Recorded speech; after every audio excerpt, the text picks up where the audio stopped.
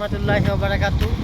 আমি মোহাম্মদ ইসলাম আর ভাই যিনি ক্যামেরায় আছেন মোহাম্মদ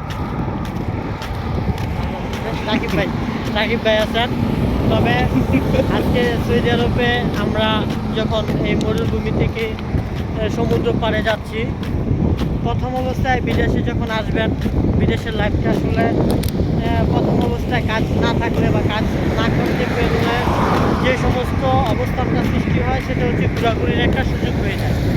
আর সেক্ষেত্রে অবশ্যই যখন আপনারা ঘুরতে যাবেন বা বের হবেন, অবশ্যই সাথে এইভাবে এই যে পাসপোর্ট নিয়ে আসবেন। দেখছেন, পাসপোর্ট নিয়ে এসে আমি পাসপোর্ট নিয়ে আসবেন।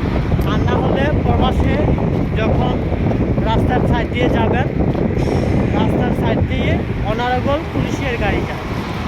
সেই ক্ষেত্রে পুলিশের গাড়িকে যখন আপনাকে কোথাও আটকিয়ে জিজ্ঞাসাবাদ করবে, ওয়াইন আকামা বলতে আকামা আপনাকে যখন চাবে, যদি আপনি আকামা না দিতে পারেন তাহলে আপনার জন্য অনেক হেনস্থার শিক্ষার বলতে যেটা বাস্তবতা, লিগ্যালিটিতে আপনাকে জিজ্ঞাসাবাদ করবে, এটাই স্বাভাবিক।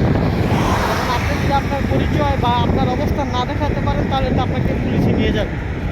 সেই ক্ষেত্রে অবশ্যই সাথে পাসপোর্ট অথবা আকামা। আর যারা খালি আছেন তারা একটা সবসময় খেয়াল রাখবেন মাথার ভিতরে, যদি কোথাও ঘুরতে যান, কোথাও যদি আপনার মনে ইচ্ছা হয়, তাহলে সাথে পাসপোর্ট যেহেতু আপনাদের নাই বা আকামা যেহেতু আপনাদের নাই, সরাসরি যে কোনো পাকিস্তানি বা ইজিপশিয়ানদের গাড়িতে উঠবেন। গাড়িতে উঠে বলবেন আমি অমুক জায়গায় যাব। আপনার নির্দিষ্ট অবস্থানে পৌঁছানোর জন্য তাদেরকে ঠিকানা বলবেন, সেই ঠিকানায় এই গাড়ির মধ্যে যাবেন। যদি আপনার লাক ভালো হয়, খারাপ হয়ে যায়, তাহলে আপনার একটু সমস্যা হয়ে যাবে চেকিংয়ে। আর না হলে গাড়িতে তেমন কোনো সমস্যা হয় না। আর হেঁটে ঘোরার মতন এবং দেখার মতন যেটা হচ্ছে এই মরুভূমিতে আল্লাহ রাসূল এবং সাহাবী আজমাইকেরামরা যখন হাঁটতো মাইলের পর মাইল, এই একটা অনুভূতি যখন আপনার ভিতরে জজমা চলে আসবে তখন আপনি ফিল করবেন।